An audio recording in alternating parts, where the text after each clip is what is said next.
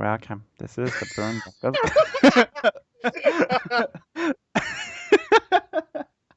Okay, so much for that really good introduction.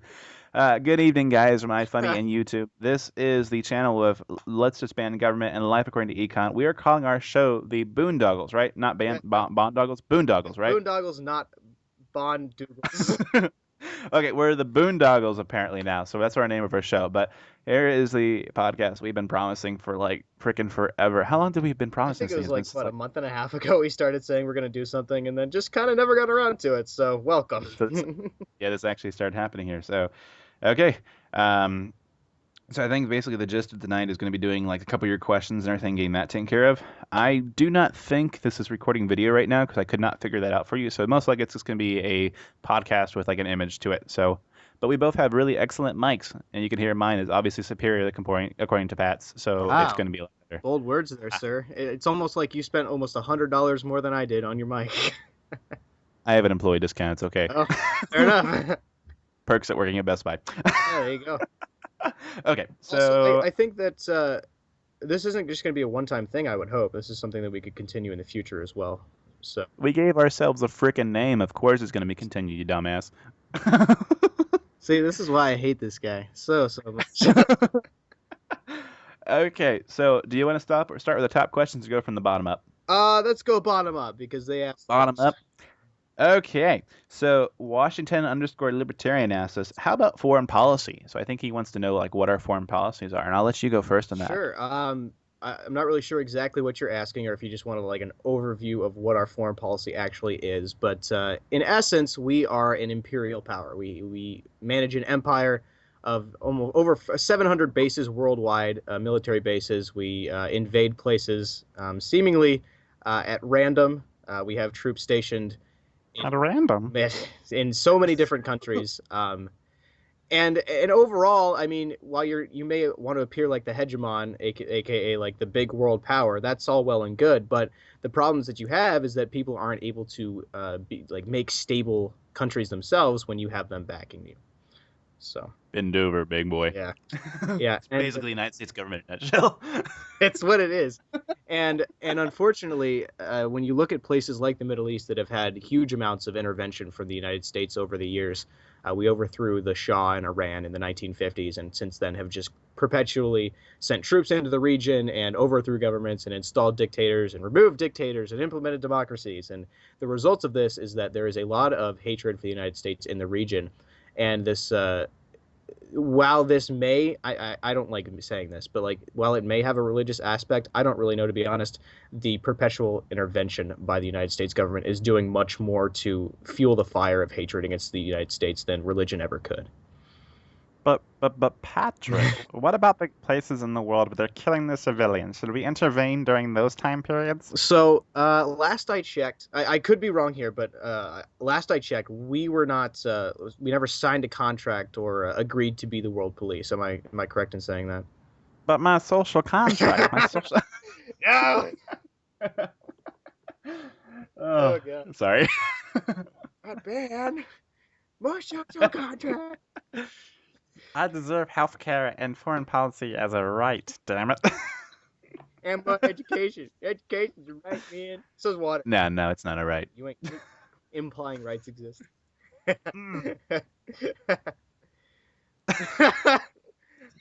what are you going to say on it, on foreign policy? I mean, I agree with you wholeheartedly there, but I mean, I would address it more on a concept of, do you really want the ability for the government to have the power to go over and just affect pretty much anybody's life, even just outside of our normal fictional border that we have here, I guess, in the United States?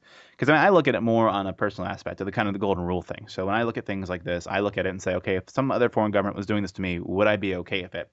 And the answer is flat out no, considering half the things they're doing with regards of bombing other countries, regards of invading and putting troops on them. I would not be comfortable with China putting a military base 5 miles down from my home.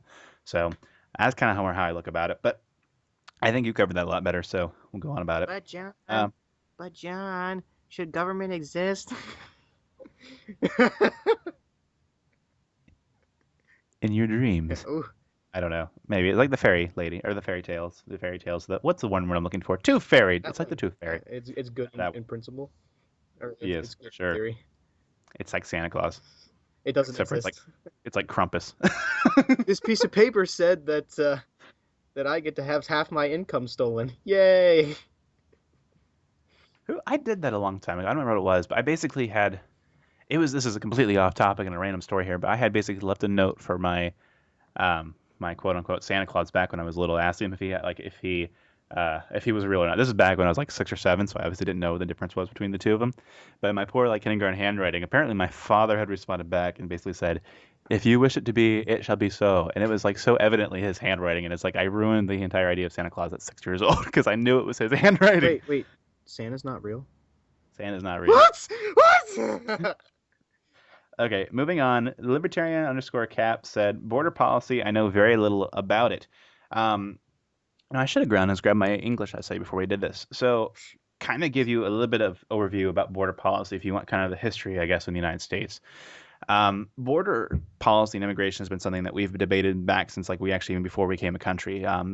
Originally back when the American Revolution was going on, we had England sending over convicts and illegal immigrants, if you quote unquote say that, to this country and then kind of trying to dump them off on us. And it kind of led to this whole issue where the Federalists were trying to ban immigration, doing that whole kind of messy situation.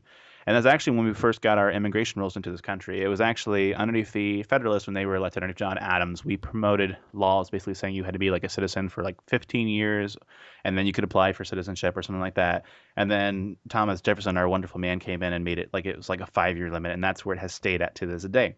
But throughout the course of our history, we have gone from wanting to ban Catholic immigration. We've gone from wanting to ban the Chinese, ban other white Americans. We actually had that issue going on Ireland. back when.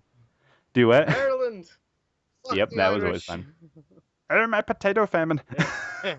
um, but we had that going on as well. And then most recently here we have the issue with the Mexican immigrants and our refugee crisis, which me and our little host over here disagree upon that issue. But that's kind of like the basis of the history, but you can have all sorts of different forms of border policy as well. So kind of what the American has right now is kind of like a closed border system where we give out so many limited visas every year about who can come into this country, and you have all these people who are wanting to say, well, if you cross the border illegally, you need to be deported back because your place of birth determines your natural born rights if they exist or not, depending on your perspective there and all that other good stuff.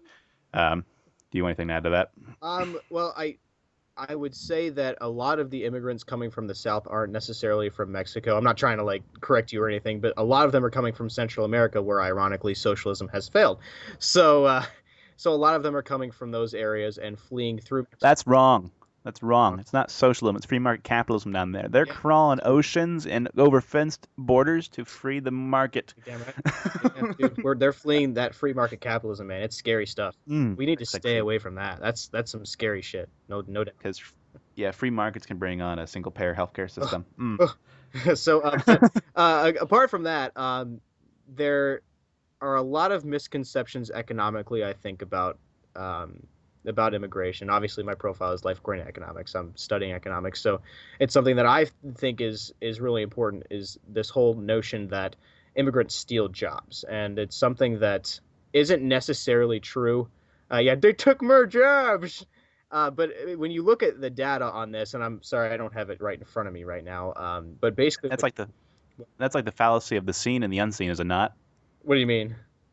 Well, basically, when I did my whole entire essay a while ago when I was doing the debate with you, I quoted Thomas Sowell, I think Swell or something like So, that from yeah, Learn Liberty. good guy. Yeah. He basically said that it was like the fallacy of the seen and the unseen. So it's really easy to look at an American citizen and see, well, this immigrant came in and he took his job in the position. But what you don't see is the fact that the immigrant has its own popular demands. So he has the demand for milk, Mouth. bread, bread, shelter, housing, his own job, that kind of stuff. And through those demands, he then creates jobs for other people.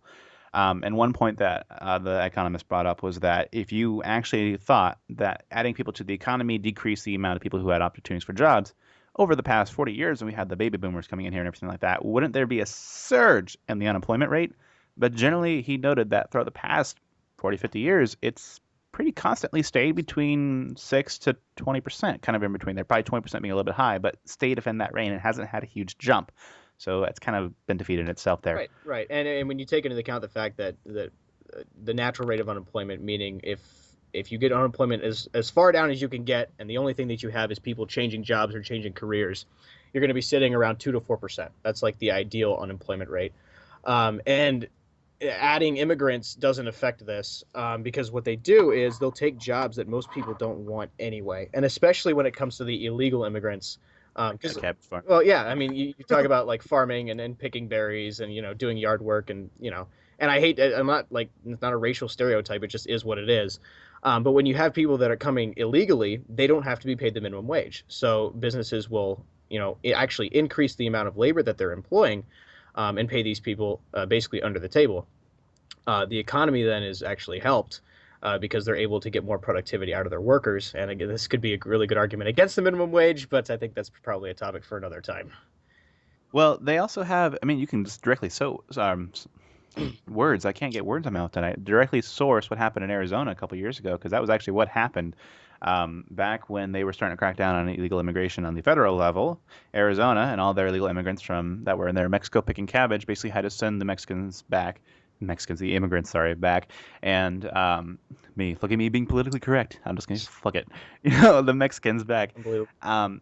And the cabbages themselves were sitting in their fields as rotting. And you could point out and say, well, why didn't they just increase the wages to have people from America want to go work there? Well, if they did that, they would be losing more money. And I figured, and actually economical, they were losing more money to increase the wages and have people pick it than they were just to let it rot in the fields. So, I mean, it's kind of one of those things where you can't really be the deciding factor on who's paid for what or who's actually doing what job or who can hire who. It's kind of more the free market's the only one that knows how to do that. Yep. And you talk about government intervening in economies, and that's going to be the result that you have is shortages and misallocation of resources.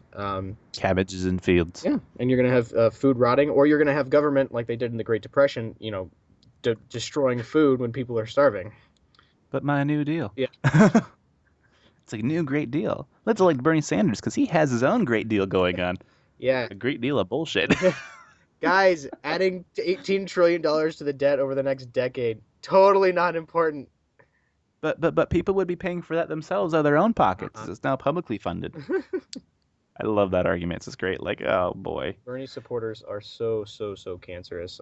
And if any of you watching are Bernie supporters, please just read an economics book. Like, it's such a cliche thing to say, but honestly, literally, okay. Basic supply and demand debunks literally 95% of Bernie's platform. One graph challenge. Yeah, yeah. Now, I won't be that mean. If you want to be like actually figuring out some of the things, and well, I mean, one resource I did a lot to learn about more what I can understand economics. If you guys go to learnliberty.com or like search YouTube for Learn Liberty, they have a lot of great videos go over economics and how things work and all that good stuff. And if it's things you're interested in, you want to know why some people don't support Bernie Sanders. I mean, obviously that's kind of where you want to go at. You want to see both sides of the argument there, why you support him, why you don't support him. So fully encourage you to go do that kind of stuff and not be a dick like Patrick. Yeah, I try. Confirmation bias. That's something that a lot of people don't really worry about when they're looking for sources for things. You have to see both sides. Otherwise, what you're doing is you're finding exclusively sources that confirm your own biases. Mother Jones is an accurate website, is she not? But my salon or saloon, whatever it's called. Vox is a really good one. Oh, that was actually how I started becoming a libcap, believe it or not. Because when I was a neocon, I had my people who were my friends' parents who were teaching me how to be like economically sound and all that good stuff. They were like, "You should always trust Fox News because it's always accurate." And then I did like a single YouTube search of why I shouldn't trust Fox News. And some of the things on there were like, "Oh, yeah." And I was like, "Oh wow, this is interesting." Why Ron Paul was cheated out of the presidency. That's a really good video. That's a really good one. But I mean, but you compare Fox to like MSNBC and CNN, and honestly, I couldn't tell you. There's no comparison. Oh, I'd watch Fox every day. Just saying, I honestly would have I'd rather have a more economically sound society than one that's more militarily involved than I would one that's economically broke and not involved. Just saying. Most social freedoms that you don't actually have, or having social freedoms that are not only tolerated but pursued.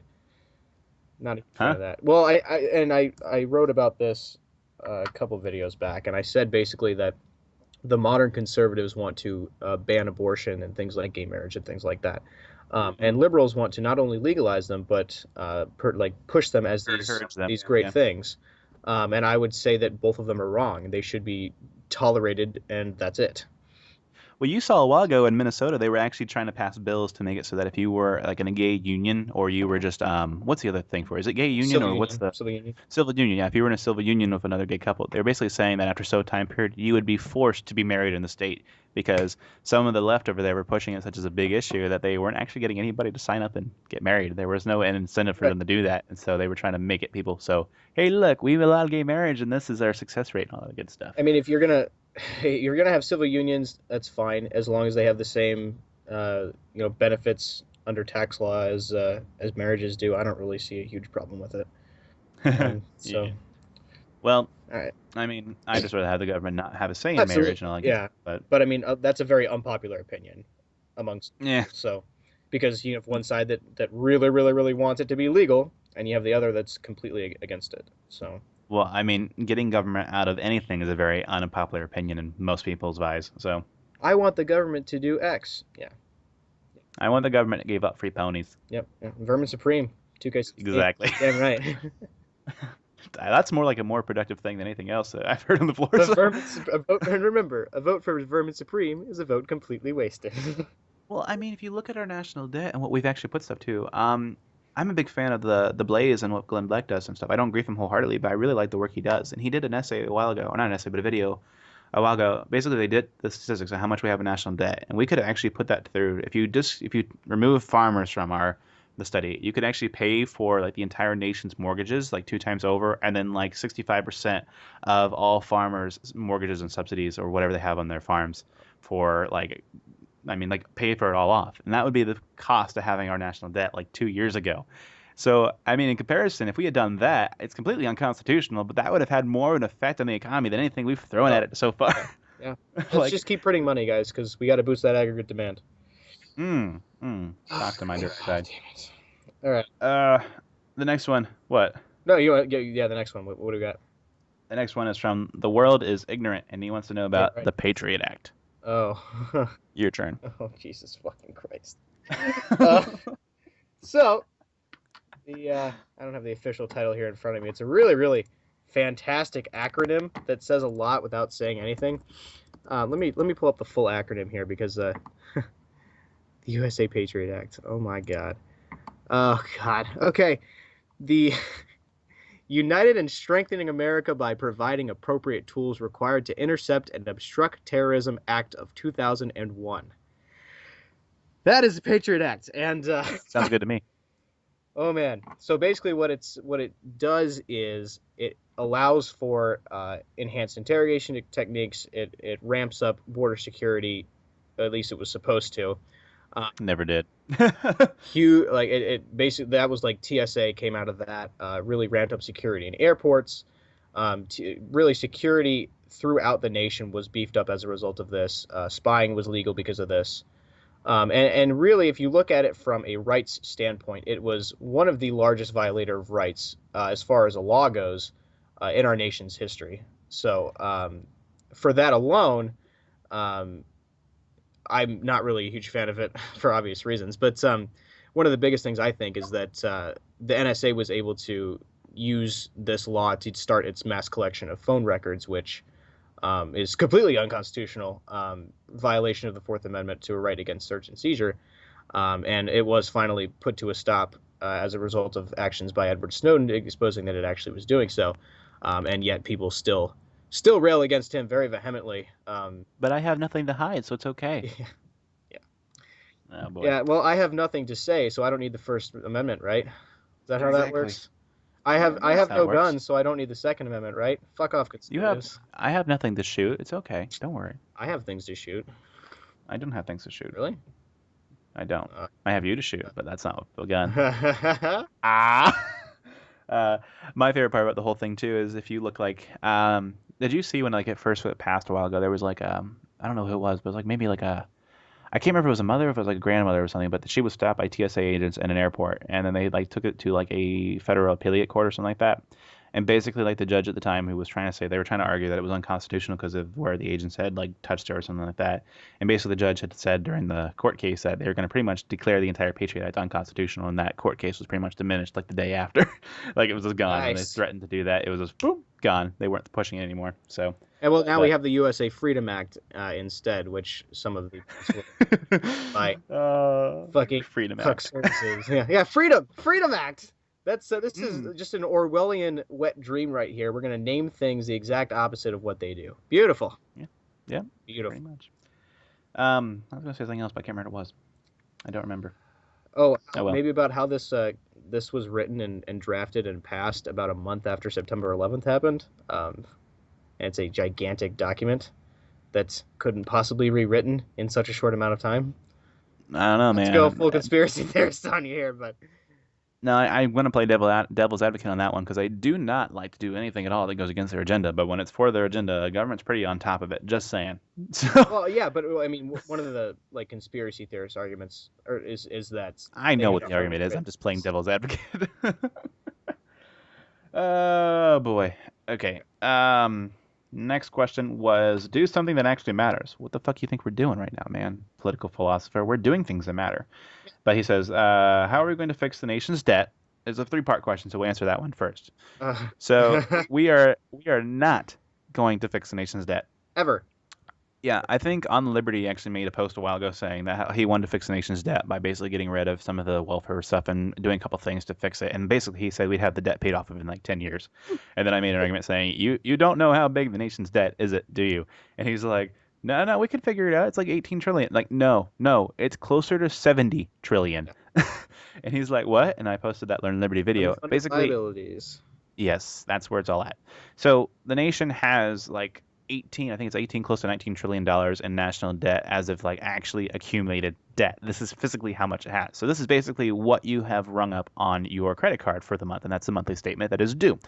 What we have also is called unfunded liabilities, which are these are payments on Medicare and veterans benefits and Social Security benefits that we have said that we're going to pay for, but we have no money to do it. So it's basically like what you have rung up yet, but it's not due on this monthly statement. It's due on next monthly statement.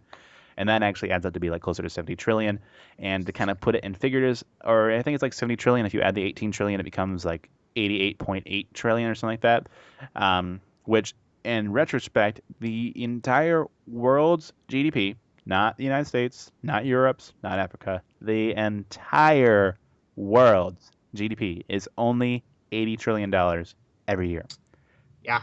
So one nation to pay this off, I mean, you could make the argument that unfunded liabilities can be discontinued because they're not actually something that we're supposed to do for that. But if you're going to go on the whole entire moral principle that you should pay your debts back when your debts are due, I mean, you can't physically keep a nation that size and to be able to do that.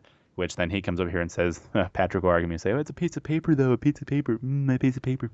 Well, and it's got to be said that the GDP of the United States is around $18 trillion right now. Yeah. That's what it was last year. And if we got rid of these social programs like Medicare and Social Security, we'd be a lot closer to actually paying off this debt. However, I don't see that happening anytime soon, and I also No. don't see a change in Federal Reserve policies that will devalue the dollar.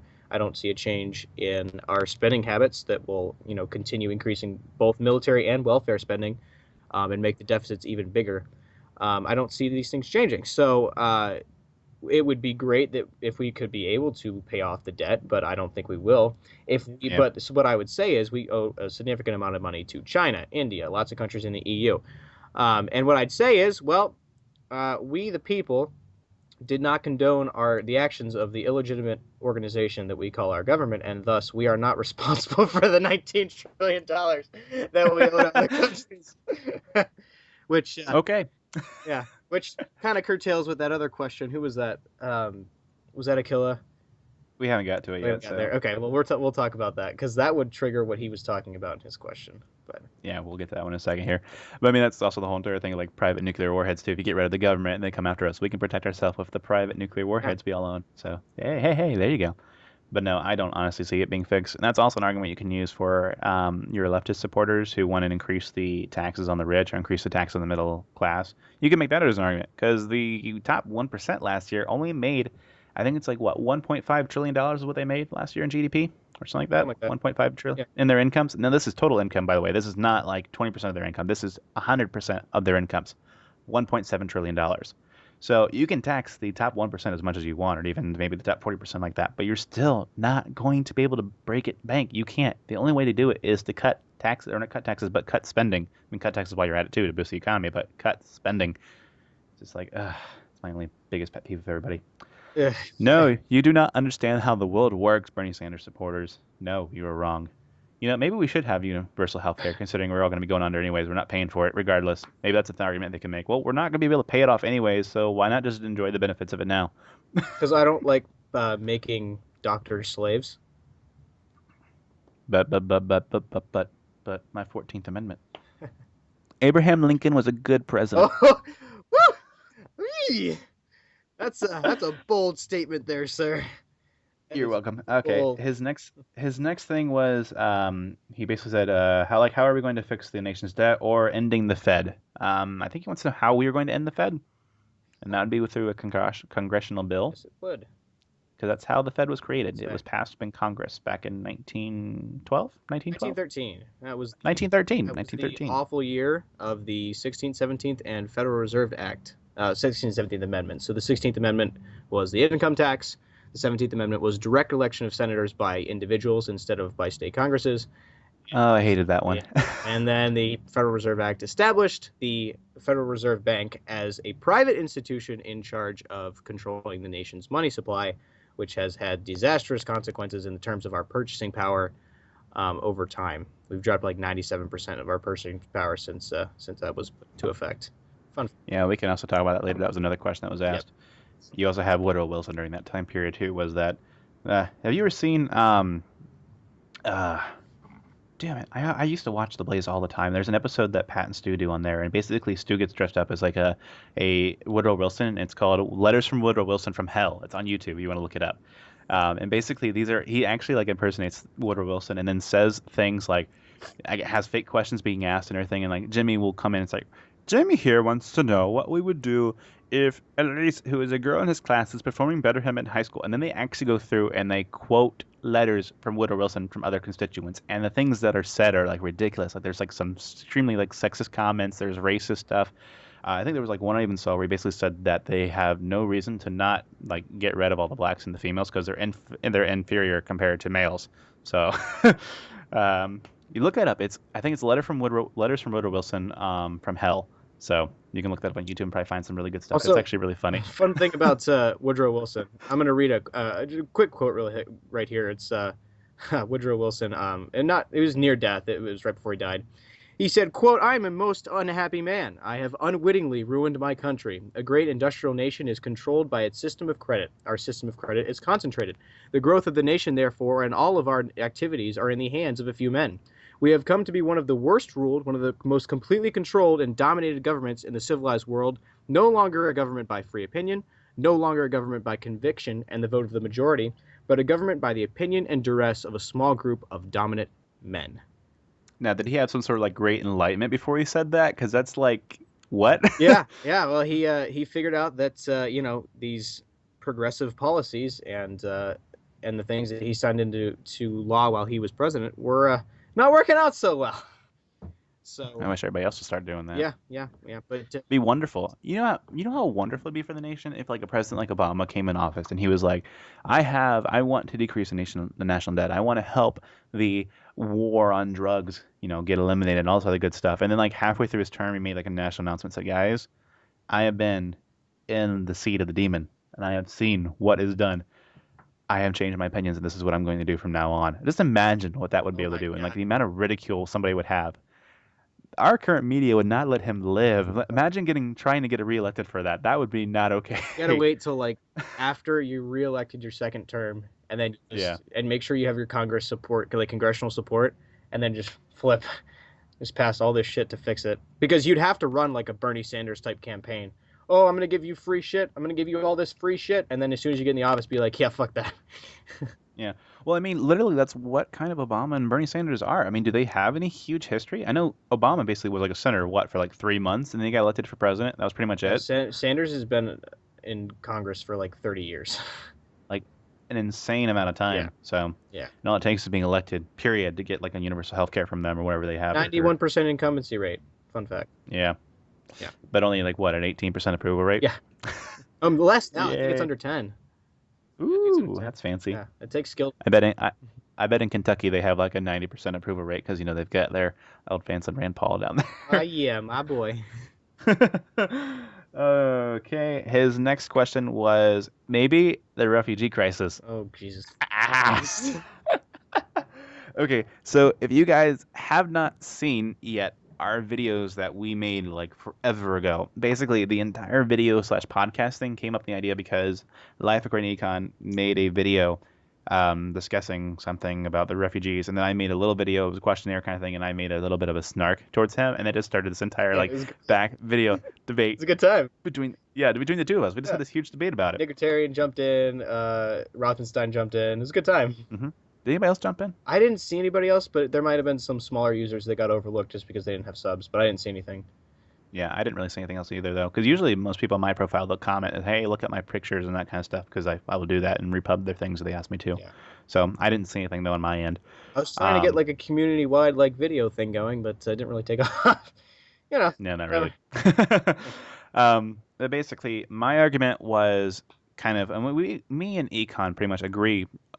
I would imagine whole 100% like on the facts of what immigration is and what the issues are. It's just more of where we stand opinion wise on it. But basically, I covered in like I had to do an actual like I think it was like an 8-page essay for one of my English class last semester. So guess what I actually covered for that essay because it was right during this time period. So I went ahead and just took that as a topic and made it my English essay. So one of those videos is actually me going through my essay and reading what I wrote down, and it's actually really informative if you want to read that. But went through the history of immigration, went through some different stuff, talked about it, and basically my opinion was, and along with Rothenstein and my Nicotarian in the community, Patrick over here was the only one that had a differing opinion. Right. It's the ANCAP in him. He doesn't want to conform. Hey, man, but the minority is almost always right. So. Not in a group like iFunny. I'm going to assume not like in a group like iFunny. In some cases, other things I would agree with you and say yes, the minority is right, but maybe not in this case. But basically, my argument was that yes, having immigrants come into this country is going to be a drain on our welfare, and thus is a drain on our rights for our personal incomes, that kind of stuff. But I also made the argument that we shouldn't be restricting as a country the issue for immigrants to come here and be able to move and populate our country just because we are giving them welfare through our corrupt government system. My point was that rather than restricting the rights of them to move here, why don't we try to fix the issue of giving them welfare to begin with and not actually doing that? And then, Patrick, you had your own opinions, so go for it. I said basically the feasibility of actually ending welfare is significantly less than restricting at refugees.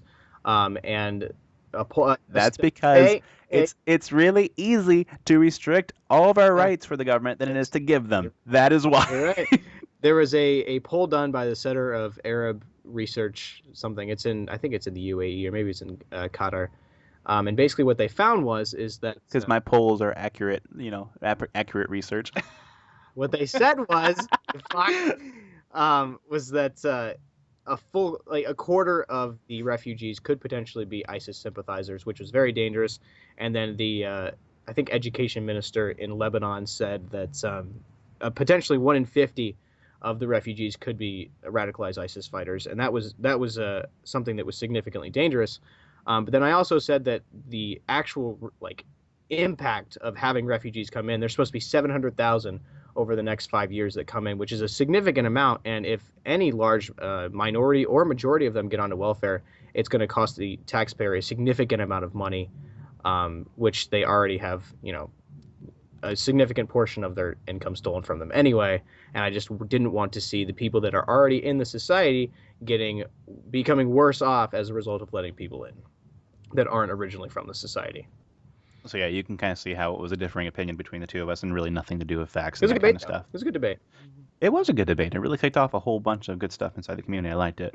I like doing video debates more than I like writing actual essays because I'm lazy as fuck and I can't do freaking essays to save my life. So good things inside of you. Yeah, I guess. Oh, interesting.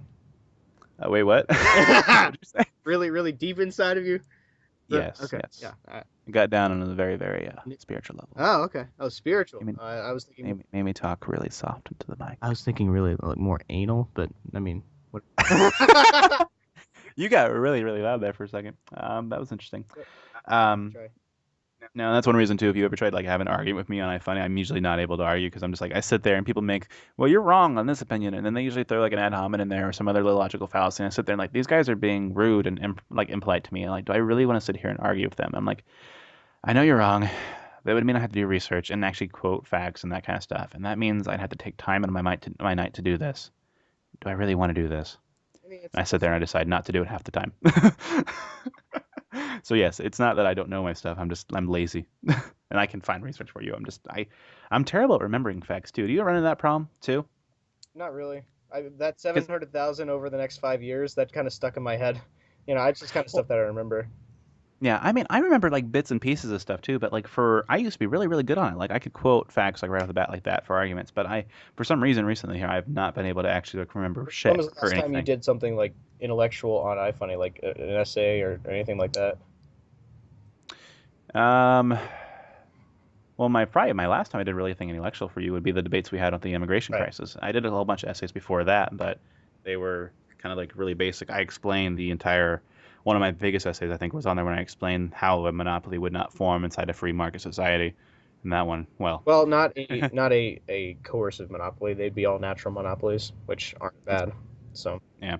Well, I mean, you still had the whole entire volunteer exchange thing right. inside that even, but that was my basically my argument for the entire thing. And there's people who blew up on that and were not very happy with me. Well, and But I'll, yeah, I'll talk to the community as a whole right now. For those of you who are still listening, which if you are, I really appreciate it. But I'll talk to you guys one on one here.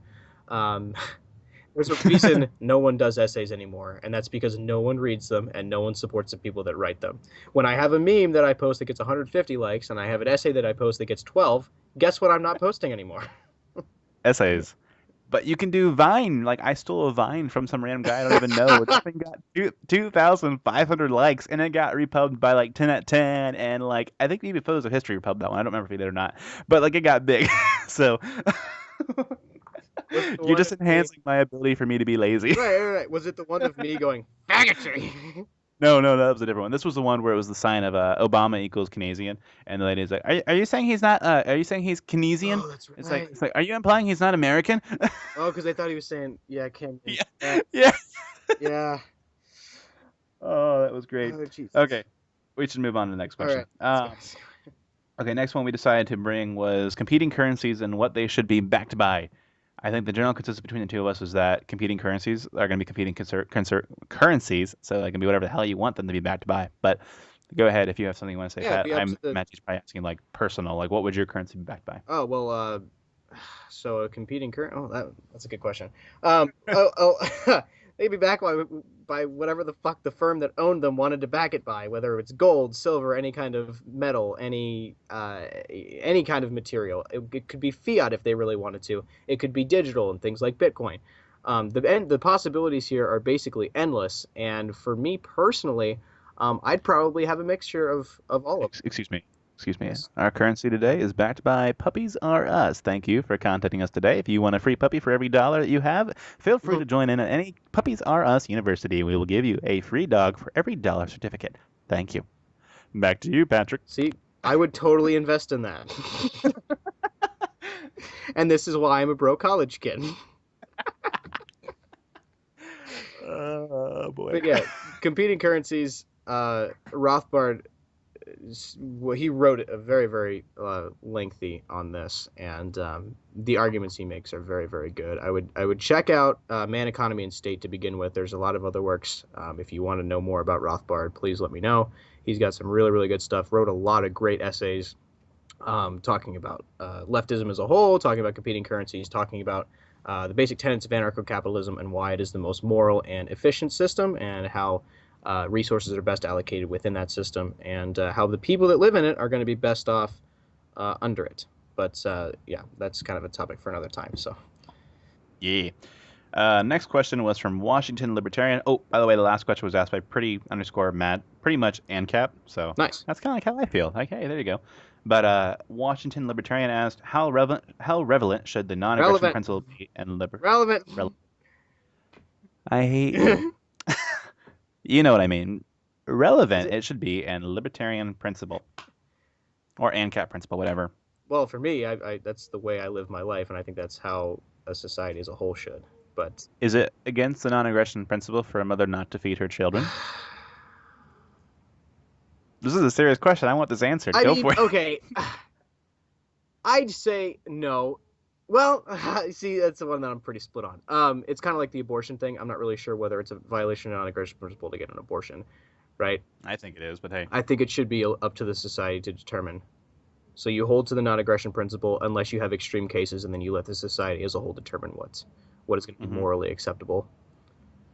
Um, Now, that's kind of an interesting question too, on a different tangent. How would like adoption agencies work inside an ANCAP society? the same way they work now. I mean, But I mean, you think about it too, because somebody who just take a kid away from his mother and be like, because I mean, if you're like, talking about like somebody like, let's talk like in the worst scenarios here, where we have a case where a child is being under nourished and then she's not being taken care of by the mother or something like that. Would it be okay in society's turn to be able to take the baby away from the mother and put it up for adoption? so there would be private competing defense firms, right? No, no, no, no, You're no. just gonna go back to that every No, no, time, hear aren't me you? out. Yeah, and I'll Okay, break this I'm listening. bring Go this ahead. around. So there'd be competing private defense firms who would do pro bono work, right? So just Okay, like how law firms now do pro bono work, they make them look better, they make them show that they're involved in their communities and they care about the people they serve, right? So I care about you. thank you, buddy. I appreciate You're that. welcome. So these companies, and again, the no system is perfect here, and keep this in mind as we're going through this. But what I'd say is that one or more of these companies would hear about things like that going on, and what they do is they would offer pro bono to the child that was being malnourished or being abused, and they would probably give them or not necessarily sell them, but maybe give them to an adoption agency, and the system would work itself out. That's I've always had an interesting theory too, because if you think about it, in our current system with the FDA, we are not actually allowed to donate like leftover foods from restaurants to communities, or like your what's the term I'm looking for? Like your food shelters or the kitchens. What's the word I'm looking for? kitchen food banks. Food banks, that Yeah. kind of stuff. It's not the word exactly I'm looking for, but basically the same concept. Because if someone gets sick, you are able to sue that person for everything they have. So in a society where there is no FDA, you might even see this in underneath the current form of government if we abolish the FDA. I honestly think that human charity would probably come into a lot of part of that too, if you think about it, because people would be wanting to help these kids out and actually like wanting to donate for them. And so maybe in the case of the mother who wasn't want to provide food for them, you would have more food for Right, right, them. right. And especially now, I a little bit of background about me. I worked over for the governor's office in Colorado over the summer, and a lot of what I dealt. Government leech. Yeah, I know, I know. I wasn't paid. I didn't take taxpayer money. Oh, Sure. okay, then you're Yeah. good.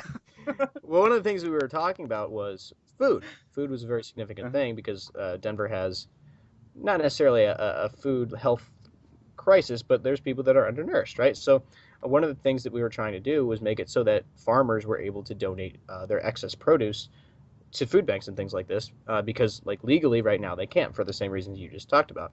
So a lot of them, Mhm. instead of donating them, were just throwing them away and just completely ruining. Misallocation of resources. Exactly.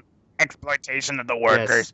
So one of the things that we had to talk about was, what role do these regulations on food play in actually people being undernourished, when it could be something that could be solved by markets just operating normally. So it's not a good situation to be putting yourself in, but I had something else to say too. Oh, that's right. price you pay for a civilized society. Shut the fuck up. There's also the point. Stephen Molyneux, I think that's how I pronounce his name, right? Stefan Molyneux. Molyneux. I can never pronounce the names. I'm awful. I'm sorry, guys. But that dude, who's a big famous YouTube guy that we all like to follow, He's fucking based. he is. He's really great. The only thing I disagree with him on is religion, and that's kind of be obvious And- between my profile. And But Trump. every and Yeah, Trump, he likes He Trump. went full Trump fag. Yeah. Yeah. Oh 'Cause he wants to no. piss the lefties off, which I totally get. But So he's not like supporting Trump wholeheartedly. He just like, I'm think- going to do this because I know what the consequences are going to be. I think he actually is supporting Trump now.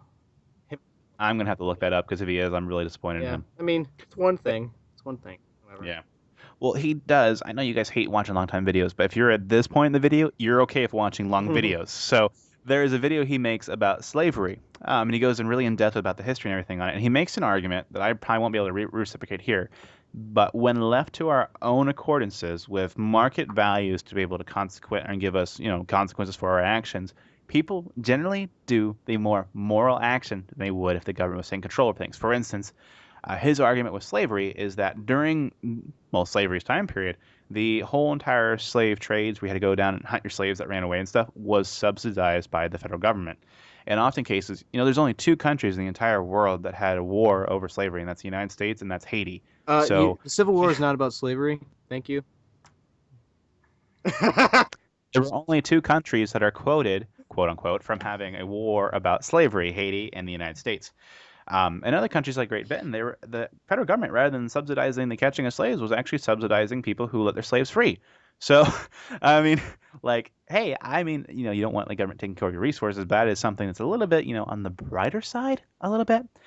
And so in a society where the mother, you think about market consequences and what she's able to do, I would think a lot of things nowadays, your natural morality, coming from a Christian perspective here, is going to be diminished if the government allows you to do things that are, immoral, receive subsidies for welfare, not actually work for your food, work for your stuff that you have, not understand where things come from, and have a sense of purpose or morality or the sense of the family.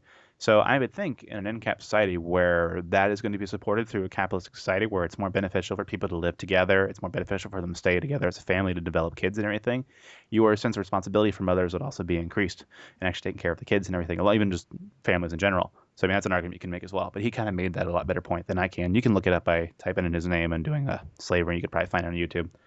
But that's also another thing. Also, keep in mind that there's still slavery in African nations today, and the white people were the people that freed their slaves first. So, more reparations.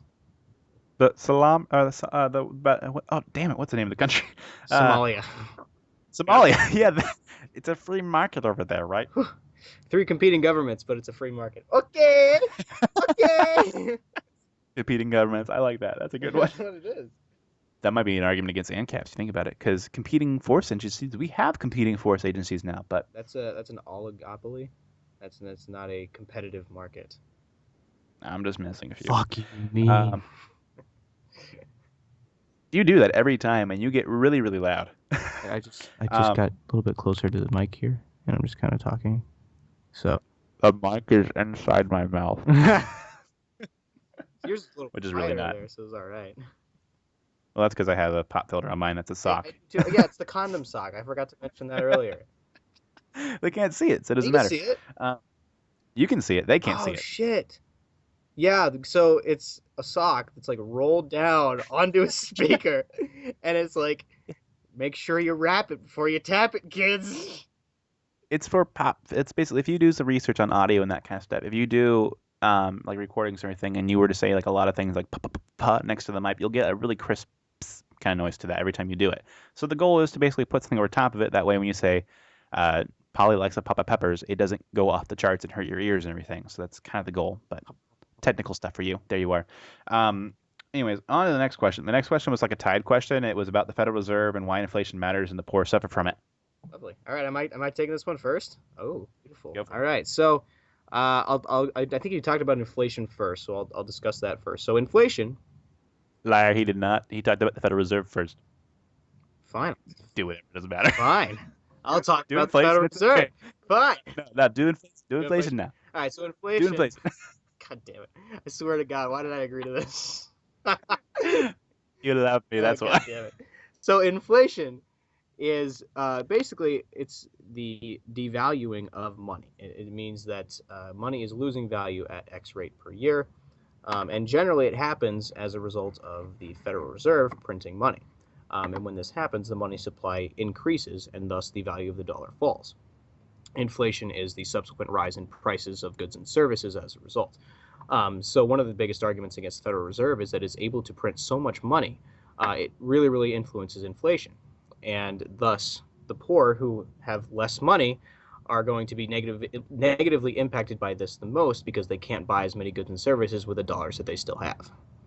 So the best argument against the Federal Reserve is to look back in 2014. Subway was selling their foot-long sandwiches for $5 a piece.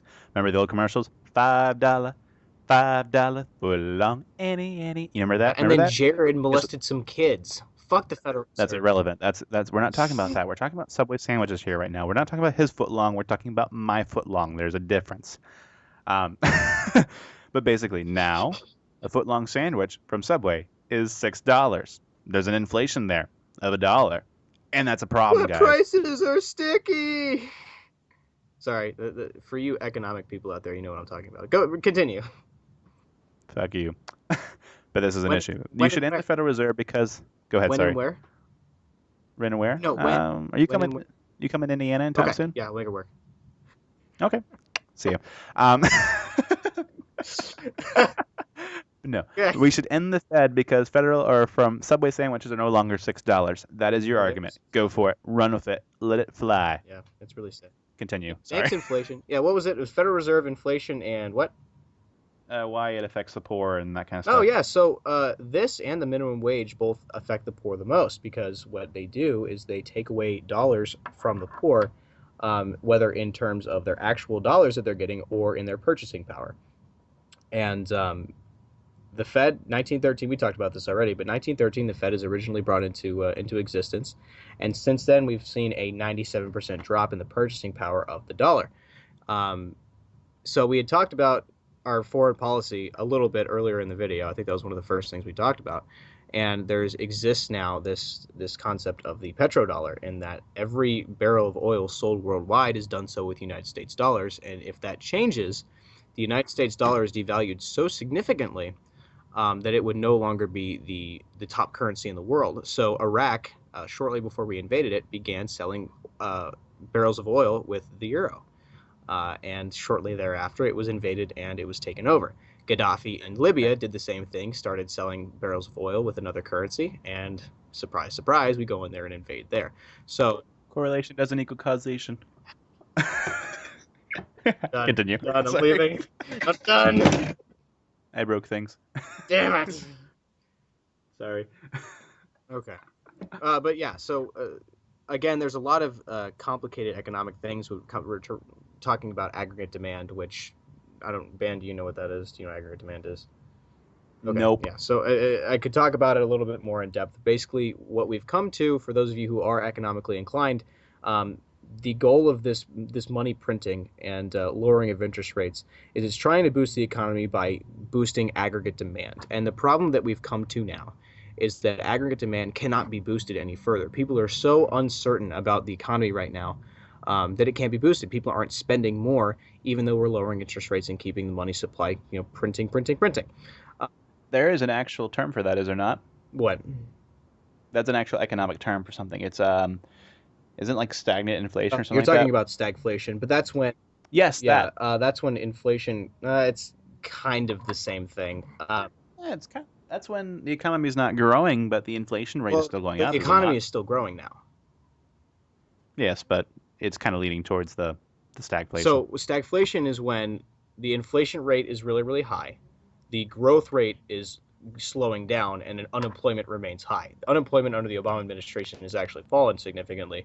Lots of that has to do with people actually leaving the labor force, not necessarily that they're getting jobs. But And the fact that there's no more part-time employees than there is yeah, full-time employees. But hey, again, that's another conversation. But yes, Yep. there's I forgot what the fucking point was. I was talking. Oh yeah. So China now, one of the world's biggest economies, has decided to abandon its Keynesian policy. They are completely getting rid of Good for them. this central bank model. They don't know what they're going to go to yet, whether it's going to be a monetarist system or a classical or maybe even an Austrian system.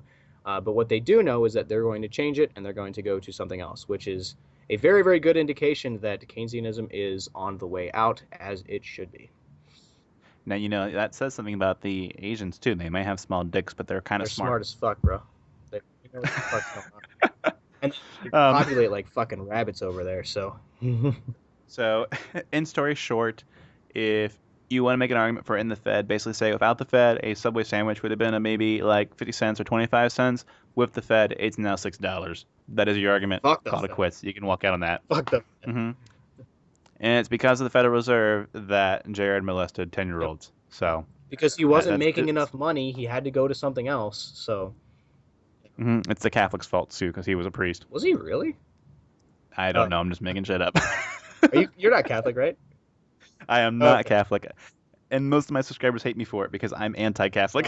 Fun fact: I was confirmed in the Catholic faith. My confirmation name was Francis, and I am now agnostic because of religion. It doesn't surprise me. It really Yeah, doesn't. it's bad. Yeah. Okay. I've noticed that a lot of people who try to like go through, and this is my own personal thing, and people are gonna like hate me in the comments for it probably if they are still watching at this point. But it's like I've noticed people who try to argue with the Catholics and try to question the faith, they usually go agnostic or they go non-denominational. Just saying. Yes. I went non-denominational first, and then I completely disaffiliated from religion entirely. You'll never get me. Yep. Prove Next God question. exists. Sure, on a later thing. Not right now though.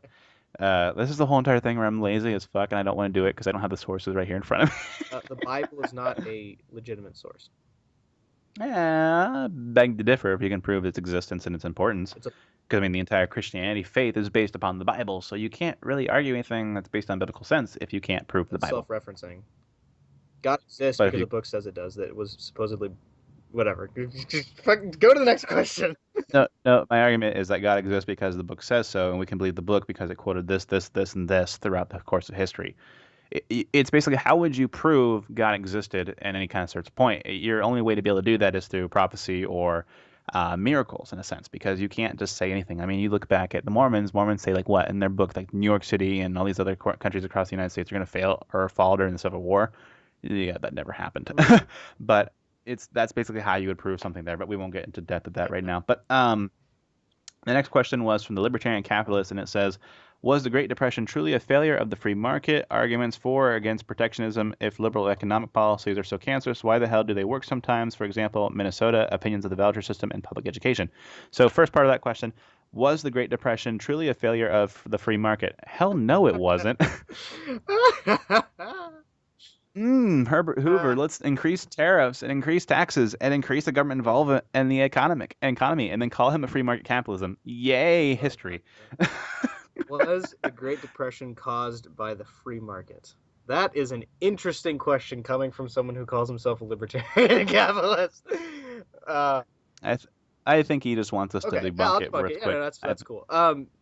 So no, one because we've never had a free market.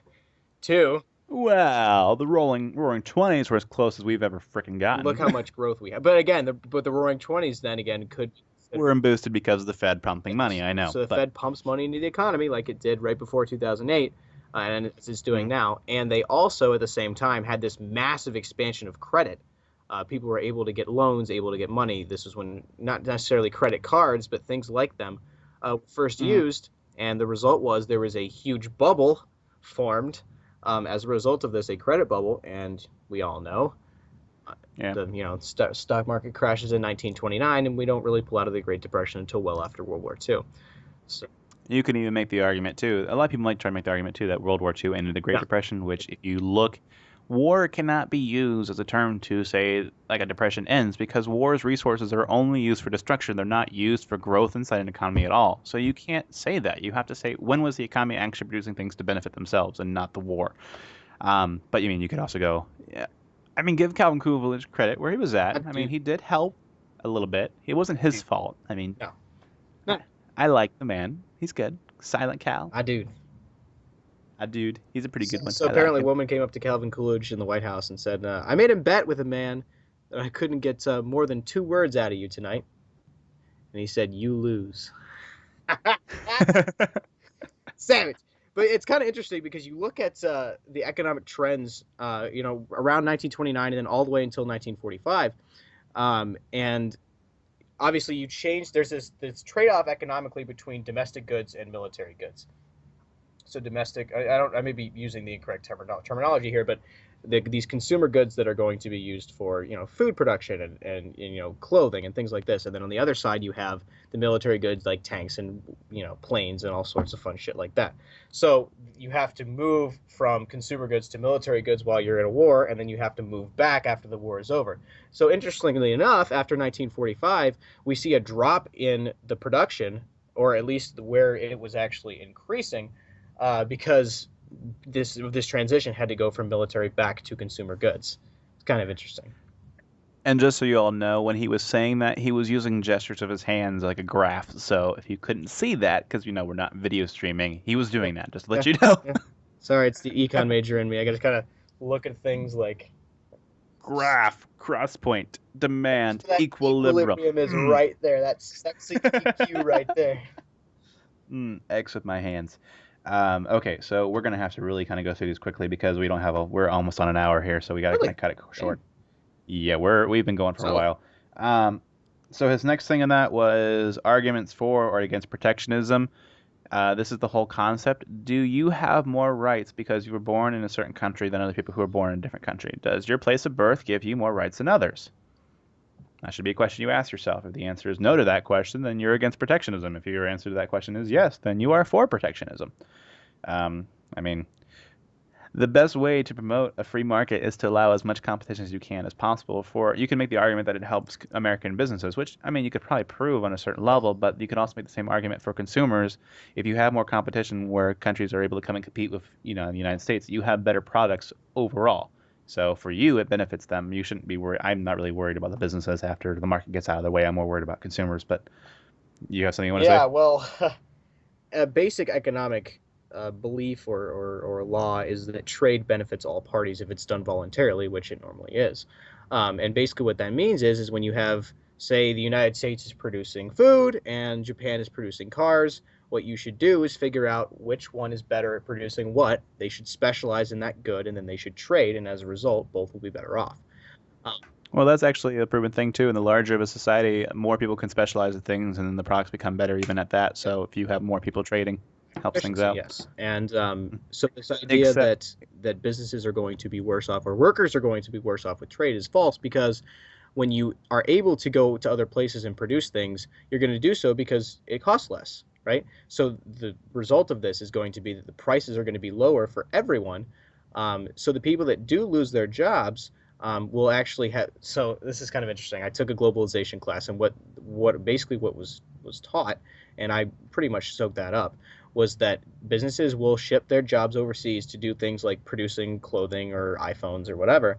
And as a result, they have more money to use for like knowledge jobs is what it was called. Basically, like produce like going into like R&D, research and development, and producing new products and improving what you already have. And therefore, the people that are still in America, the people that are like relatively educated compared to other places, are going to be hired as a result of this increased amount of quote unquote profit, I guess, that they're able to because they're able to lower their labor costs. So actually, the people in both societies are better off as a result of getting rid of these regulations and protective policies. next question of his was if liberal economic Oh, policies that's right. are so cancerous, why the hell they work sometimes? Do you want to address that one? Um, which liberal policies, I guess, is he specifically addressing if he does any? He doesn't really address So higher anything. taxes, disincentivize production, and more regulations enable corporations to grab market share, and minimum Yeah. wages do the same thing, and also drive the poor and minorities, the people that those policies are supposed to be helping, actually make them so that their unemployment rates are significantly higher than other parts of the population. Now, on an argument for this too, what's really kind of this, it is an argument that's used by the left often in cases with certain programs that they have that they advertise. For instance, with regards of the regulation on the food industry, they were arguing that before they passed all this regulation, there was all these problems, and after they passed the regulation, there was a lot of issues that were solved amongst within the economy as well. All that takes to debunk that is a little bit of hard work and extra research in yourself because it's basically one of those things where the issues inside of it, and I'm using hand gestures now, but they're higher up and it's going down. Regulations are introduced, and as the trend is still going down, the regulations have no impact upon it. It's the free market solving itself, and regulations happen halfway through. Right? It's kind of like what Bernie Sanders does is pick and choosing data to show you. Um, Yep. so that's one thing they do, and then the other thing they will do as well is often cases government will like to do this thing where it basically like gives rights of what would happen in a free market society through the regulatory process. So kind of like in your bigger cities through LA or anything like that, they have the whole entire regulating of emissions. But to begin with, if we allowed private courts to be able to regulate emissions by people being able to sue each other and saying you can't pollute my air because I'm breathing this air and it's a violation of my personal rights, the end result would be the same thing. So they're using government forces to produce the same result, which produce obviously a good gain because that was what the end result would be. So I mean, it's kind of the Same principle Learn there. Liberty had a really good video on the EPA actually, and how it used to work 100 years ago versus how it works now. How it used to work is if a factory polluted a river that ran through Tom's farm and it poisoned his cows and his animals. The I know, cows. and it killed his cows, then he would be able to Aw. sue that factory and get compensation for his losses. How it works now is the EPA says, "All right, Mr. Factory, you get to pollute X amount." This much. And then Tom goes to the EPA, and instead of them actually helping him and getting compensation for his losses, they say, "Ha, fuck you. We're on the side of the factory." Yeah, because they already have a contract to be able to, or they already have an agreement to be able to pollute that much. Because polluting a little bit's okay, but not polluting at all is not okay. And then you have the issue too. If it's like a city against city, they had that. Learn we talked about this as well, where the one city was polluting into the other city, and basically the other city had to do like 10 years, and then the EPA just gave the city that was polluting taxpayer money to fix the issue rather than having them fix it upon itself. So it's not efficient at all. It's just awful. God, it's awful. um, Next question was from him. For example, he said, for example, Minnesota, I guess, but I don't even know what was he's talking about with Minnesota. He Well, really wasn't. Do you I'm know? not really sure what he. I mean, I can look up some of Minnesota's economic, like growth or whatever, but Go for it. I'll answer the next question while you yeah, do go that. ahead. So the next thing he talked about was the voucher system in public education. Obviously, imagine both of us are going to be against any form of voucher systems or against any forms of subsidies flat out. But if we are going to keep a public education system, I'm a huge fan of the voucher system over what we have currently. Because if you think about it, our education system basically says that because of where you're born, I have a recurring theme tonight. Because of where you're born, it determines your rights. It feels like that's the recurring theme of tonight. But basically, it's the same thing. Whatever zip code you happen to be born in or live in as a family determines what school you can go to. Imagine if that was like for where you can go buy milk. Because you're born in a zip code, you have to go to this one grocery store to buy milk. Would you think your milk supply is less important than your kids' education? And even though vouchers would subsidize the education system and make it more expensive than what it would be, it would still give people the choice to be able to go to schools they want to. And you could even make the argument that for the poorer community that don't have a whole lot of money, it gives them the ability to actually make the decision to pick what school they want to go to and then attend that school. And that instantly gives more competition for schools to be able to do better. It gives incentives for teachers to be able to perform well, to actually draw kids to their school, because obviously more kids in the public education system means more money for themselves. And it's kind of just like the whole free market system in itself for education basis. Now, obviously, you can still have that if you didn't have a voucher system, but I mean, if you're going to make an argument for any kind of system that provides stuff for the government providing for poorest people, that is one of the best ways probably to do it. So that's my opinion. Did you find the Minnesota Yeah, thing? I'm reading something from the Foundation of Economic Education, which is a really good site if you guys don't know about it. But basically, what they're saying is the Huffington Post made this post about Minnesota being like this great state about how they have tacked on a ton of jobs, and I'm kind of seeing where he came about this question. Hmm. And basically, what this is, what the Huffington Post thing was saying is that Minnesota has added a bunch of jobs as under the Democrat governor instead of under the Republican. Not Are they part-time jobs? But the thing is that they're cherry picking statistics really heavily, which is Huffington Post, so that's no surprise. But what they've It's almost like I made a comment yeah. about that 5 minutes ago. If you go back in the video about cherry picking statistics, look at that.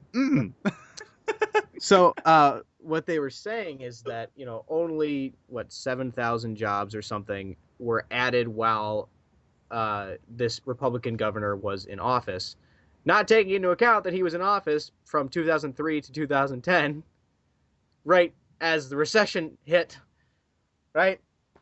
And that this this notion that let me see if I can find it.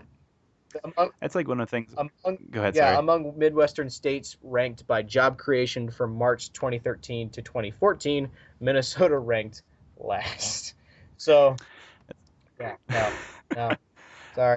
Oh, that's one of my favorite things that the left does as well. Have you ever seen the posts or the memes out there about this? President Obama's a great president because he created 1.5 million jobs or something like that. It's like, okay, so first off, we should not rate a president on how well he does at creating jobs. I guess we should, but not how many jobs he does, because capitalism in itself is an economic system that works in waves, which means if you have a recession or depression, it's instantly going to rebound. It should be about how fast it rebounds. If it can't rebound in the course of 7 years, where more people are still on food stamps and welfare than what they ever have been in the history of the United States, He hasn't. Rebound. Like, it's no argument that he's created jobs rather than lost them, especially if there's no recession or kind of depression that's happened again, like what happened in 2008. It's just you're supposed to have that increase of jobs. It's what the nature of capitalism is. Yep. So it's like it's them not understanding economics blatantly. It's like just screaming. This whole post here reads, "I don't understand the world as I live in it." Yep. I really like the way that the Foundation for Economic Education finished this article. I'm going to read it here. It's pretty quick. Quote, unlike Gibson, who wrote the Huffington Post article, we will not be so ambitious as to claim that this evidence definitively debunks the entire progressive agenda, but we will suggest there is compelling evidence that free markets work, and it can't be refuted by a handful of cherry-picked data points from a single state. That's Savage. That's what it is. Okay. And I think that was all of them, unless you want to make a point about the voucher system that I talked about, or unless you disagree what with was it. the question? I wasn't. It was opinions on the voucher system, public education, basically what I went over when you tried to find How about fuck public education? How about that? Because we have literally I agree with that. exponentially increased the amount of spending that goes into public education and seen zero growth as a result. No, like what New York spends like what $300 per student or something like that, or like it spends more per student, but it has no actual improvement on academic levels. Yeah. What is New York's rank on like achievement? Probably. If you want to look at, I have no idea off the top of my head, but it's awful. Yeah. And it's no surprise. It's no surprise because it is a cesspool of, well, not necessarily even a culture. I mean, there are created a culture of demonizing those who achieve and glorifying those who do not. Okay, we should really go on though because we're like I said, we're pushing close. So we're probably like over an hour now. But these are the top 2 questions. So these are the top comments that were asked. So apparently they're the most popular questions. But basically the first one was, what? What? So apparently, the Libertarian Capitalist asked the same question twice, and the question we just answered was the top comment, Perfect. the second one. So there's 2 questions that are exactly the same thing apparently on this post. So we won't go ahead and answer that one. So apparently there's only one more question, and that was the very, very top question. It says, "Do something that actually matters." We've already answered these questions. Did people post them twice? I don't know. I have different top comments too. My top comments are how relevant should the non-aggression principle be to libertarianism and border policy. We've already had I'm confused. Okay, so I don't know what's going on, but apparently we've already answered these questions, so that's everything, guys. This has been the Boondoggles. Boondoggles. I love the name. It's great. The Boondoggles. And if you don't know what that means, look it up, because I imagine we are talking to ourselves right now. Do you guys agree with me? Are we probably talking to ourselves right now? Yes. Do you think anybody's still watching at this point? If you are, props to you, because we've just been rambling on for like an hour now. So, if you are still watching at this point, comment something, I don't know, that John likes mint chocolate ice cream on this post, and I will subscribe to you and repub like everything you freaking have. If you are on that, I promise you I will do that. That is my quote to you, and that is my promise. I swear. Just do that, and I'll be like all over your shit. You have earned my sub and my respect. Sitting through an hour of us just talk about shit. That's props to you. Props to you. Props to you. Okay. Thank you all for tuning in. Now. We really do appreciate it. For those. This has been the Boondoggles. Boondoggles, yeah. It's like a Red Robin commercial. Boondoggles, yum. Oh, for the guys. Audience, I'm face palming so hard. Okay, everybody. This is John and Pat. We are signing off. Good night.